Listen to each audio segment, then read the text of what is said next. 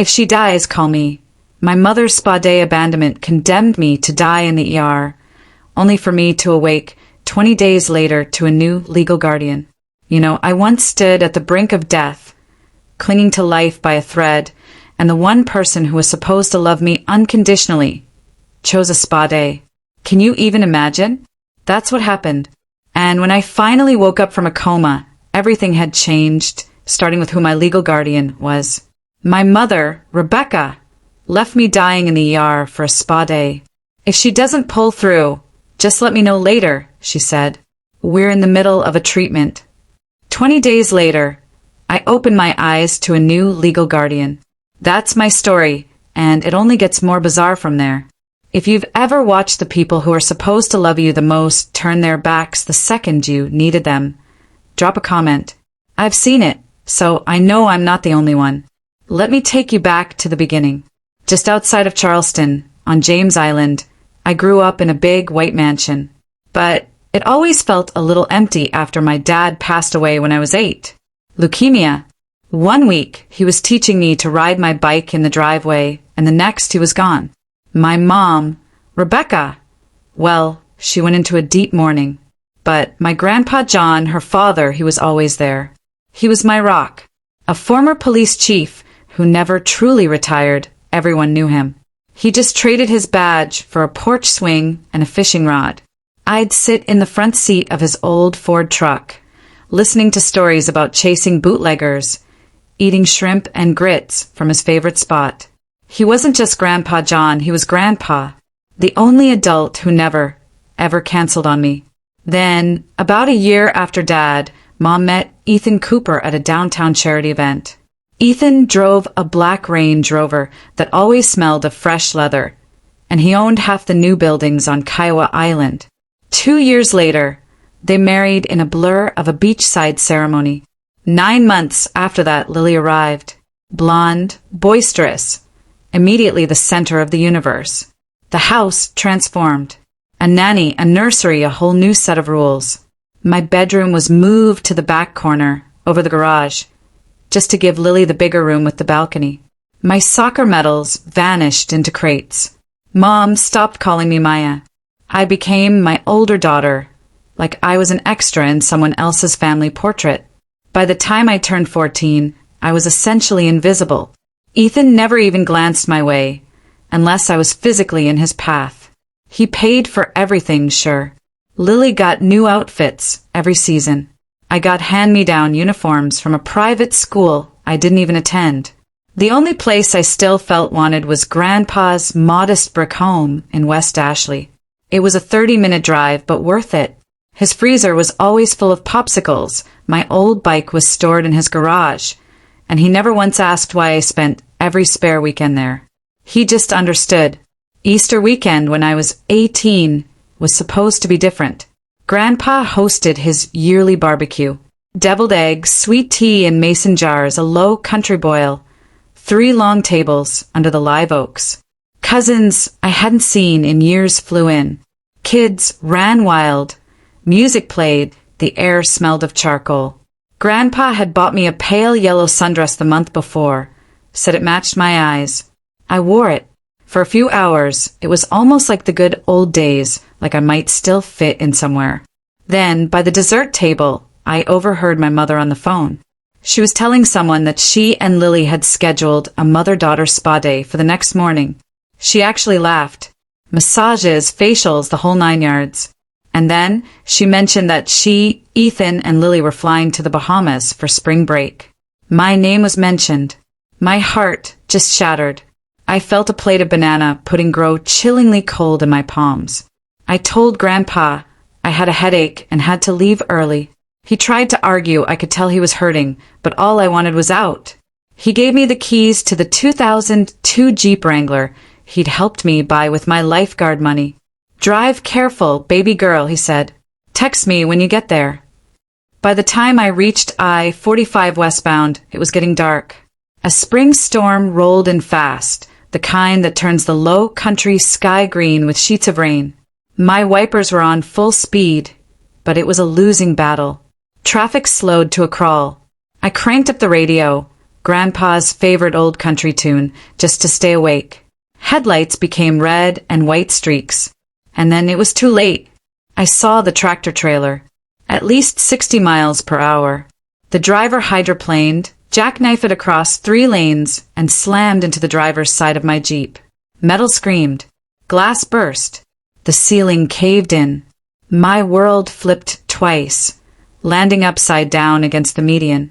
I remember the abrupt quiet after the crash, the metallic taste of blood, the seatbelt slicing into my shoulder. Then nothing at all. I woke up, vaguely, to sirens screaming from a distance. The MUSC emergency room was pure chaos. Doctors shouted codes. Monitors shrieked for more O-negative blood. Someone kept yelling my name. I was wheeled into Trauma Bay 1. In seconds, my clothes were cut away. Tubes down my neck, needles in both arms. My pelvis was shattered, spleen ruptured, bleeding inside my skull. A surgeon in blood-stained scrubs leaned over me, his face grim. Less than an hour, he said, before things went irreversible. They needed parental consent for emergency surgery, right then. A compassionate nurse, bless her heart, took my phone, found Mom, and pressed FaceTime. On the 3rd ring, she connected. I could hear the soft hum of massage chairs, spa music. My mother's face appeared, cucumber slices covering her eyes, a sheet mask still on. Lily, earbuds in, was sprawled on a table next to her, scrolling through TikTok. Mrs. Cooper, the nurse began, tilting the camera so Rebecca could see my blood-covered face and the ventilator tube. This is Nurse Alvarez from MUSC Trauma. Your daughter has been in a severe accident. She has life-threatening injuries and requires immediate surgery. We need verbal consent now, or she may not survive the next hour. Rebecca squinted, pulling off a cucumber slice. Lily leaned over, pulling out an earpiece for a look. The physician intervened, explaining the urgency. My mother sighed, a deep, put-upon sigh, like someone had just asked her to move her car. Ma'am, we're looking at multiple fractures, internal bleeding, possible brain swelling. We have to open her up immediately, Rebecca replied in a monotone voice that still haunts my nightmares. If she doesn't make it, just give me a call when it's over. Lily actually laughed, a sharp, ugly sound. She stopped talking, took a snapshot of my bruised face on the gurney. Her thumbs flew over the screen. I would later find out the caption she sent to her group chat. Welcome change of pace. The phone was shaking in the nurse's hand. The nurse tried again, a doctor behind her muttering, Jesus Christ. Another whispered, get that recorded. Ma'am, this is a legal requirement for a minor. I heard you, Rebecca cut in. Call my father, John Marshall. He'll handle it. We paid for a full day here. And she hung up. The trauma team stared at the blank screen. One of the residents looked like he was about to hurl the phone across the room. They scrolled to my next emergency contact, Grandpa. He was already driving his old Ford pickup when the hospital called. He'd been cleaning shrimp for dinner, sitting on his patio. Still in rubber boots and an apron smeared with fish blood, he dropped everything. Maya? Critical. He floored it across the Ashley River Bridge. The rain beat down, lightning lit the sky. He made that 30-minute drive in 20. Wet to the bone, his 32-year-old police badge still clipped to his belt out of habit, he burst through those emergency room doors. The charge nurse, recognizing the former chief, waved him through. His hand trembled, so violently the pen scratched the paper as he signed every consent document they thrust in front of him, without even reading a line. They allowed him to stay in the bay long enough to see me. Tubes everywhere. My face was so swollen, I was unrecognizable. He leaned close to my ear and whispered the same words he used to say when I had nightmares as a child. I've got you, baby girl. Grandpa's right here. Then they rushed me to the operating room. Outside, he dragged a metal chair up to the glass wall and sat. He remained there for the next 10 hours. Not when nurses offered coffee. Not when the storm outside knocked out power for 14 minutes and the backup generator kicked on. Not when the waiting room emptied. Just before dawn, he accompanied the bed as they rolled me to the intensive care unit, still clutching my icy hand, which had gone slack hours before. The next 20 days were the longest of Grandpa's life. The ICU smelled of fear and antiseptic. The rhythm of machines hissing and beeping was a constant reminder of how thin the line was. Grandpa refused to leave the vinyl recliner next to my bed. Nurses tried to send him home that first night, but he just handed them the old badge from his wallet and declared, "I'm not going anywhere." No one argued. He'd sleep for 30 minutes at a time, boots on, head tilted back, mouth open. When he woke, he'd talk to me, softly, continuously, so the monitors wouldn't drown him out. He told me about the night I was born, how he held me first because Mom was too tired. He recounted catching a 6-foot shark off Folly Beach Pier when I was 8, how I screamed until he let me reel it in myself. He'd read aloud from his battered edition of To Kill a Mockingbird, doing all the voices. Some nights, he'd just hum the ancient hymn his own mother used to sing, the one that always put me to sleep on his couch. Doctors came and went. The neurologist said my brain swelling was decreasing. The orthopedic surgeon cautioned my pelvis might never mend properly. Grandpa listened, nodded, asked pointed questions that made the residents sweat, then went back to holding my hand as if nothing had changed. Finally, on day 18, the numbers started moving in the right direction. My blood pressure stabilized. The ventilator settings dropped. A nurse caught Grandpa grinning for the first time in 3 weeks. That same day, as he leaned in and whispered that the red fish were running and we'd go fishing as soon as I woke up, a tall man in a navy suit appeared at the glass door. Mr. Donovan. He'd worked cases with Grandpa 28 years ago, and they still played poker once a month. Grandpa looked up, nodded slowly at Donovan's folder. No words were necessary. After leaving the hospital, Donovan hopped in his silver Lexus and headed straight to James Island. He knew the address. Rebecca and Lily stood in the entryway, surrounded by high-end luggage. 2 identical pink suitcases, tags already on, waited by the door for a 7-night Royal Caribbean cruise, departing Charleston Harbor the next morning. Ethan was upstairs on a work call for Instagram. Lily was recording herself spinning in a brand new sundress. Rebecca was double-checking passports. The doorbell rang. Donovan introduced himself, handed Rebecca the large envelope, and watched as she tore it open. Inside were 2 sets of papers. A civil claim brought by the hospital for extraordinary life-saving costs, plus pain and suffering, and an emergency petition to revoke parental rights for medical neglect of a minor. Rebecca Turner and Lily, then 14, named for her active participation in my rejection. The spray tan drained from Rebecca's face, leaving it stark white. Lily stopped recording mid-spin. "You have 80 hours to respond," Donovan stated, calm as ice. Rebecca began to rant about attorneys, mistakes. How dare anyone question her parenting? After that, the judge has already agreed to an emergency hearing. Lily broke down crying, claiming her texts meant nothing. Donovan just turned and headed back to his car. Rebecca sank down the wall of the house, gripping the papers, mascara streaming down her face in black rivulets. Lily wouldn't stop yelling about her ruined spring break. Ethan came downstairs, glanced at the papers, and turned pale. Back at the hospital, Grandpa never mentioned the visit, humming the same old hymn.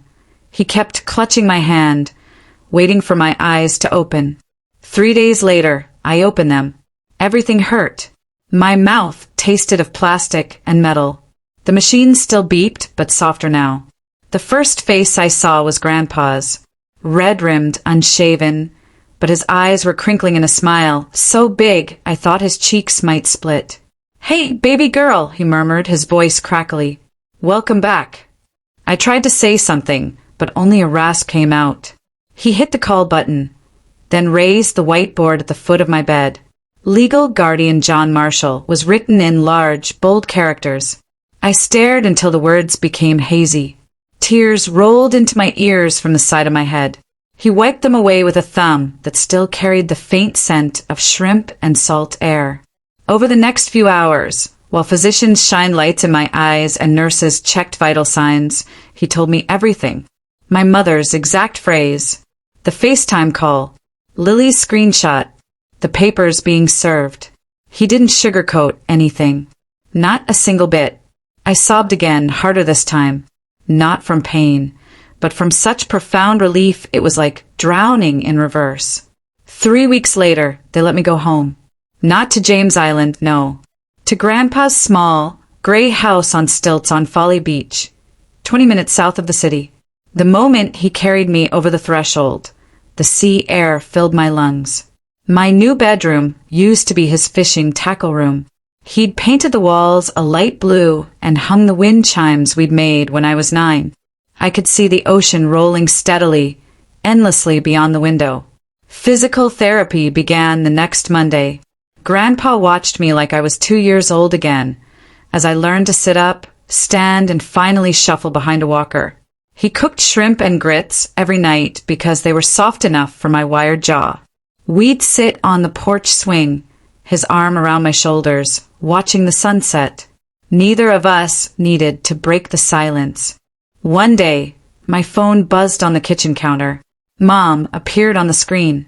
I just stared at it. For 12 rings. Grandpa watched from the doorway, silent. I hit decline, put the phone down, and went back to the porch. She never tried again after that. The same week, across town, Ethan filed for divorce. His company had just landed a huge contract with the Port Authority. He didn't need to be associated with child-abandoning headlines. He left the James Island house, taking only his clothes and golf clubs, before the ink dried on the papers. Lily, after losing her mind on social media for about 4 days, went completely silent as college scholarship offers started to come in. Grandpa didn't mention any of it until I asked. And when I did, he gave me a direct answer. They made their choice, Wren, he said. Now we make ours. Some nights, I woke up screaming from the pain. He'd stumble in, wearing old police academy sweats, sit on the edge of the bed, and hold my hand until the medication took effect. Other nights, I'd wake to hear him praying aloud in the living room, his rough voice pleading with God to grant him enough years to see me fully restored.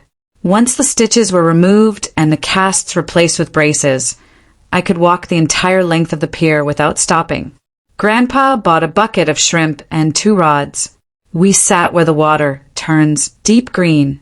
We didn't catch much, but we didn't care. The sun burned off the last of the hospital smell from my skin. One evening, the wind blowing my hair across my face, I looked out at the horizon and knew I had stopped waiting for anything. No second chances, no explanations, no apologies. I had no desire to give them, either. The ocean, as always, kept moving. A few months later, the day of the preliminary hearing came. The Broad Street courthouse smelled of floor polish and old wood. I entered on crutches, Grandpa on one side, Donovan on the other. My mother sat at the defendant's table, in a navy suit 2 sizes too big, no makeup, eyes puffy. Beside her, Lily slouched in a private school blazer, staring at the ground. The judge was a steely, gray-haired woman with no patience. She adjusted her glasses and instructed the bailiff to roll the tape.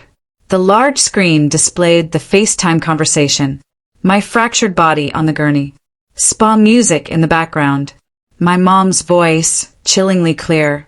If she doesn't make it, just call me when it's over. Lily's laughter. Then the screen grabbed my bloodied face, her caption. The courtroom was utterly silent.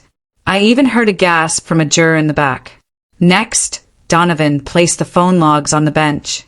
Within 5 minutes, Lily had sent that picture to 8 other group chats. The judge's pen stopped. One message read, "One less person stealing my spring break." She gave my mother a long, painful look. "Mrs. Turner," she uttered, her voice icy. In 28 years on this bench, I have never heard a parent speak about their child this way, while that child was fighting for her life. Temporary full custody is immediately transferred to John Marshall, effective today. We'll see you back here for the permanent hearing. She struck the gavel with such force it reverberated across the marble. 3 days later, Rebecca was let go from her position at the South Carolina State Credit Union. Anyone handling federal funding has to undergo a background check. Medical neglect of a minor is an automatic disqualifier. Security walked her out with a cardboard box. The same week, Lily's full-ride academic scholarship to the College of Charleston was canceled. The admissions board cited behavior inconsistent with the school's principles. All of a sudden, the private high school that had always revered her started murmuring behind her back. Within a month, the James Island home entered foreclosure. Ethan's name was already off the deed. He'd signed everything over to protect his assets. Mother and daughter moved into a 2-bedroom apartment off Savannah Highway, with a malfunctioning elevator and peeling paint. Lily lost her car. Rebecca found a night job at a supermarket, stocking shelves just to pay rent. In the interim, I began actual therapy. Twice a week, a van picked me up for outpatient physical rehabilitation at MUSC. I regained my ability to climb stairs, balance on a Bosa ball, and trust my own legs. Every single time, Grandpa took me to the car and waited in the lobby, reading the same 3 fishing magazines until I emerged, trembling and sweaty. On Thursdays, I saw Dr. Rivera, a trauma psychotherapist. We talked about nightmares, anger, and the day I decided I never wanted to hear my mother's voice again. This was in a tiny lavender-scented office. Grandpa waited in the truck, windows down, country station turned low, never once grumbling about the heat. On other afternoons, when the agony in my hips became unbearable, I'd sit on the back deck, feeding bits of bread to the German shepherd.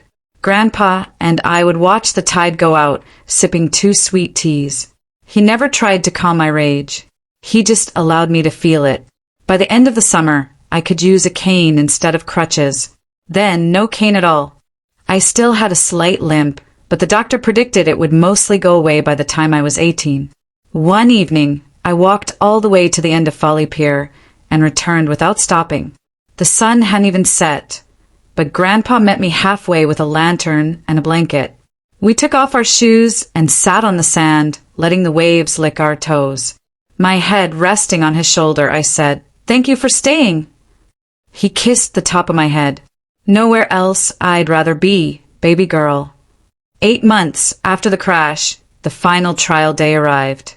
I entered the courtroom without a limp, without crutches or a cane. My head was held high, though the scar on my forehead remained pink.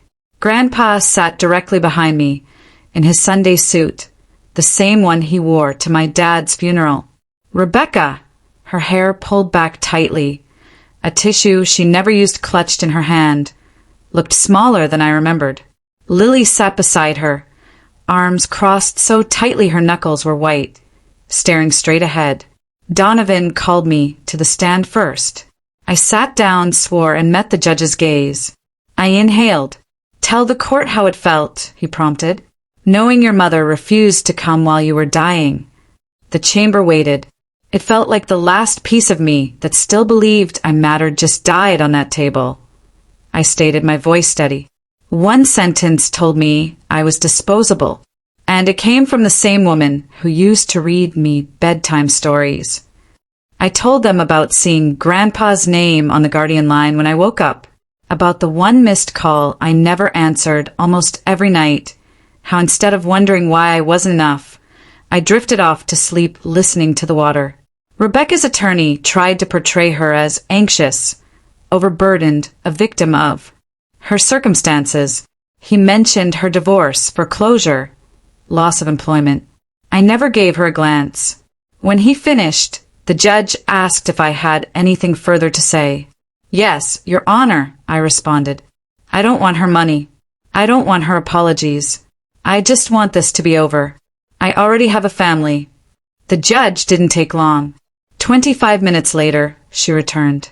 Permanent termination of parental rights for Rebecca Turner, effective immediately. Civil judgment in favor of the plaintiff and the hospital, $500,000.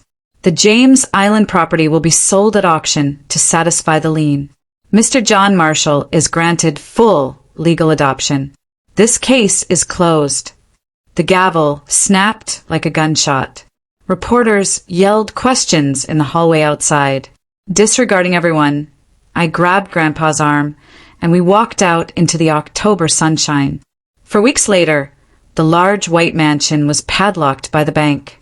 What little Rebecca and Lily chose to keep was taken by a moving truck. They packed their items into an ancient automobile and headed north on I-45 to a less expensive place where no one knew them. I never inquired as to where. The adoption documents came in the mail that same month. When I signed Maya Marshall for the first time, I cried harder than the day I woke from the coma. Grandpa framed the certificate next to my dad's old service photo over the fireplace. I started my final year at an alternative school, 12 minutes from Folly Beach. No one knew the story unless I chose to tell them. The classes were small, the teachers genuinely cared. I received early decision admission to the College of Charleston, close enough for me to return home every night if I wanted, and made the honor roll each quarter. Graduation day was windy and warm. The pale blue gown and cap I wore matched the hue of the walls in my bedroom that Grandpa had painted for me. Everyone in the senior class knew, by that point, who had got me through. So when they called my name, they all stood up and cheered. Grandpa was waiting at the bottom of the stairs in his dress uniform, his eyes bright, his medals polished. I sprinted over to him, wrapped my arms around his neck, and allowed him to hoist me off the ground as if I were still weightless. That Easter Sunday was 6 years ago. Now I'm 21. My psychology degree hangs on the wall of my office at a nonprofit in Mount Pleasant, where I work as a family trauma counselor. Every day, teenagers who think no one will ever choose them sit across from me. And I get to tell them they're mistaken, because someone picked me when the ones who were meant to love me the most turned their backs. Last month was Grandpa's 77th birthday. He still mows the yard himself, still makes the greatest shrimp and grits in the state, and catches more fish than any charter boat skipper on the island. The house on stilts, with its creaky coffee pot, singing porch swing and wind chimes, is always half full. My old room is still light blue. Neither of us ever converted his tackle room back into a bedroom, so it remains that way. Most nights, we eat dinner on the deck, watching dolphins chase mullet in the surf. He refers to me as baby girl precisely once a day, usually while passing me a cup of sweet tea. I still call him Grandpa. There's nothing else that seems right. For years ago, Rebecca and Lily permanently left South Carolina. The last I heard, they were renting a trailer under different last names somewhere in Georgia. I never looked for them. They never looked for me. The quiet is pure. It's the end. There is peace. I get asked if I'm upset. I'm not. Anger consumes energy, which I have chosen to use for living. Some people inquire about my forgiveness. I don't have the right to forgive. They have the right to earn it, but they have never done so. I'm just finished. I do have such a profound sense of thankfulness that it still surprises me. Thank you to the man who spent 20 nights sleeping in a vinyl chair. For the retired chief who never skipped a counseling session.